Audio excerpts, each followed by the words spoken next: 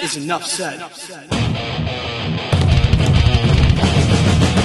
What's up, Heat Nation? Your boy Ernest here, back with another Miami Heat Talk video. Video number 2 of the day. So I appreciate the support. If you could smash the like button, don't forget to subscribe. We're less than 800 subscribers away from that big 5,000. So let's get your boy there and let's rock and roll on another Miami Heat Talk adventure. Hope everybody's having a great day. Now, since I last cut my video earlier today, and if you haven't seen it, check that one out when you're done with this one. We had a full in-depth video about Tyus Jones.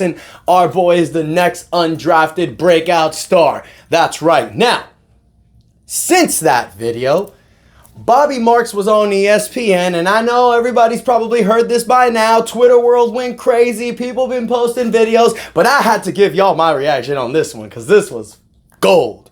A few things came out today, not just by Bobby Marks, but also by Barry Jackson that I want to talk to you guys about. The first, let's talk about Bobby Marks, because I was the one that blew up like crazy.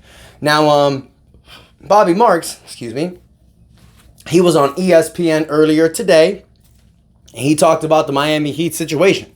We all know that the Miami Heat wanted to trade for DeMar DeRozan.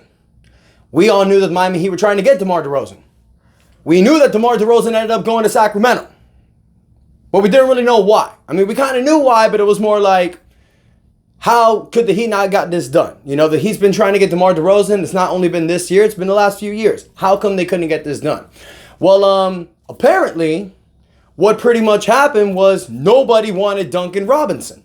And I'm going to read what Bobby Marks wrote. Heat fans want more, obviously.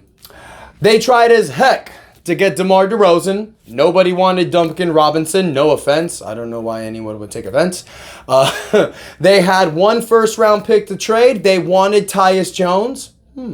But they couldn't get a deal done here. Now, a few things to talk about that. When Bobby Marks says that they only had one first-round draft pick, that's true. The Heat recently signed Kel'el Ware to his rookie deal. When you sign a rookie deal, you're untradeable for 30 days. So the Miami Heat couldn't include Kel'el Ware for a deal for DeMar DeRozan. So the only thing the Miami Heat had to offer was a 2030 first-round pick. So apparently what was happening was no teams wanted Duncan Robinson because I'm sure the Miami Heat couldn't sweeten the pot. Because the reason the Miami Heat were trying to send Duncan Robinson out was to sign DeMar DeRozan in this team. So a few things. I mean, I get it. You're bringing in DeMar DeRozan versus Duncan Robinson. DeMar is a better player. Duncan Robinson's a shooter. DeMar DeRozan's an all-around player. But another 2-point scorer and losing one of your best snipers, I mean, does that really fit for this roster? Not really 100% sure. I know DeMar DeRozan averages 24 points a game in Chicago, but if he's here with Bam, Jimmy, Terry Rozier, and Tyler Hero, I mean, how much can he really do on that roster? Just my speculation. I think Duncan Robinson on this team fits a little better because his game is surrounded by, getting on the open space, hitting the three-point shot. He doesn't really have DeMar DeRozan's game. But anyways, that's a different conversation. I understand why the Heat would do something like that. We talked about this before, you guys. If the Miami Heat was bringing DeMar DeRozan in, it was because they were going all in for 2025. Because after this season, if you don't win, what did I say you're trying to do? Just get your finances in order. Get your finances in order. That's what the Heat would have done with this trade. Duncan Robinson has 2 years left on his contract. The second year is a player option. So the fact that nobody wanted Duncan, I don't really think it was that.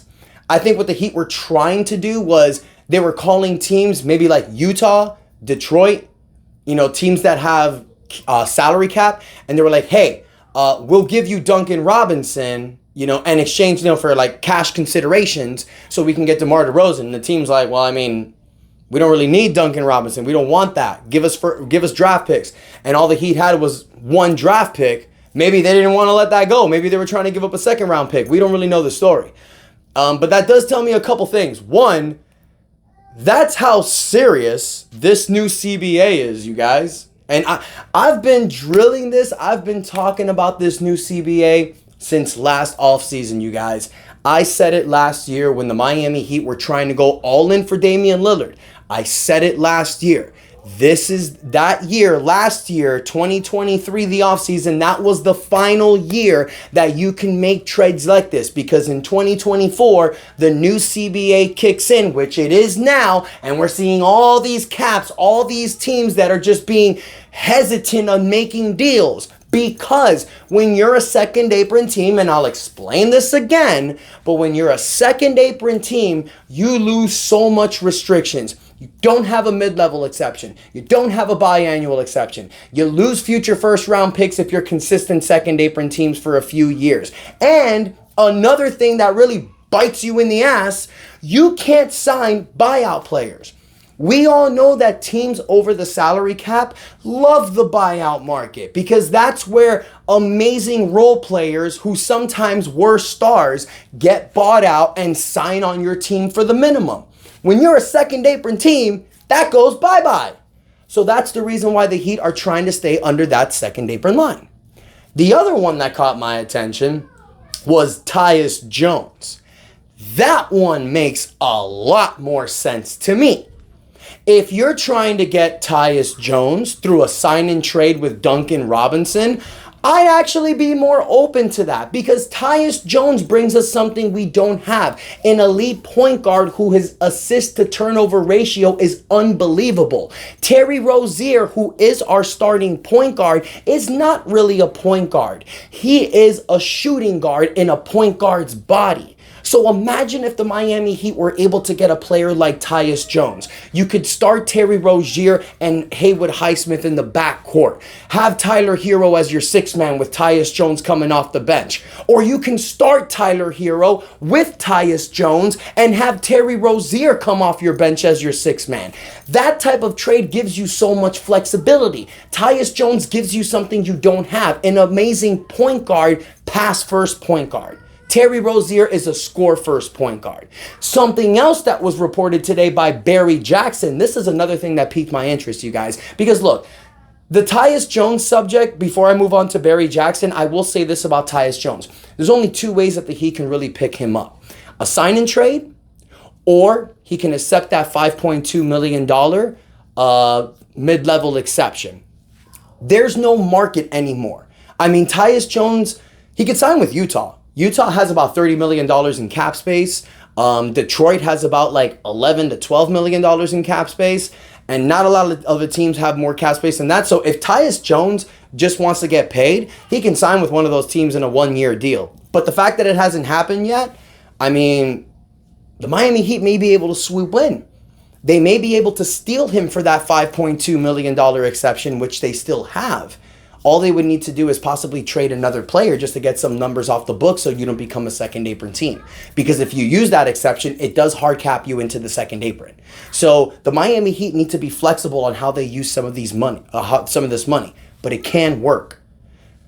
But the other thing that caught my attention, you guys, was a report by what Barry Jackson said today. And I'm going to read this quote. The Miami Heat does not look at this situation where it absolutely must change its roster by the start of the season. While the Miami Heat would like to upgrade, the Heat see the opportunity being available all the way up until the February 6th trade deadline. That's how it's being viewed internally. What have I said in recent days, you guys? This Miami Heat team currently constructed with Jimmy Butler on a contract year. I'm not saying that's going to change anything, but we all know in sports when players are on a contract year, they give it their all. They play their best because they're trying to get that bag. Whether you can say, oh, regardless, Jimmy's going to get his money. Jimmy's going to be 36 next year. It's a different situation. He might get it, he might not. So Jimmy's going to play. Terry Rozier is healthy. He's cleared to play.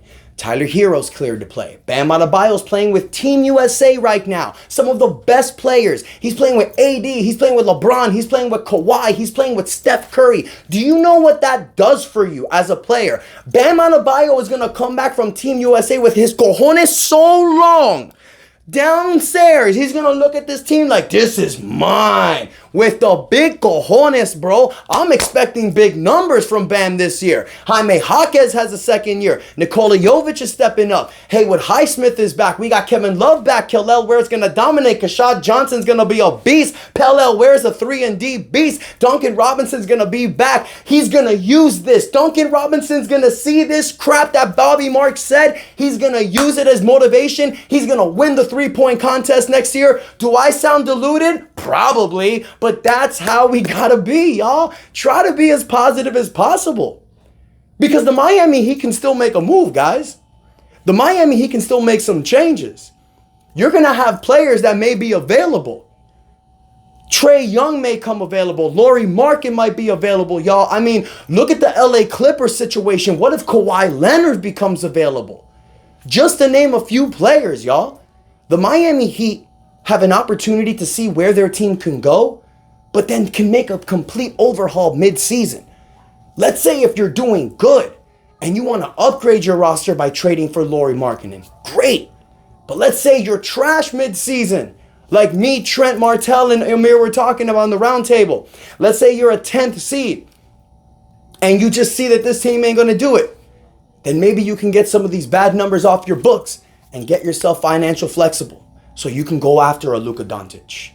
That's all I'm saying, Heat Nation. So I want to hear from y'all. Let me know what you guys think in the comments. What do you think about this stuff that Bobby Marks said about DeMar DeRozan and Tyus Jones? Would you like to see either player on this team? Do you still think the Miami Heat can get Tyus Jones? Do you think Duncan Robinson is bad in the NBA per Bobby Marks says? No offense. Nobody wanted Duncan. Or do you think he's going to use it as motivation? Guys, I'm not saying Bobby Marks is saying anything bad about Duncan Robinson. He said no offense because he doesn't want that to attack him. But I'm hoping that maybe Duncan hears this. He watched this channel. He's like, damn, like that's true. Let me step up. Obviously not. If you watch it, Duncan, appreciate you. So let me know in the comments what you think, you guys. Don't forget to like the video. Don't forget to subscribe. Most importantly, you guys, no matter what's going on in your life, whether it's a bad situation, whether it's something you can't control, always remember, you guys, there's a light at the end of the tunnel. God loves you. I love you. Let's have a beautiful day. Stay positive, Heat Nation. And that is enough said. Yeah, buddy. Let's go.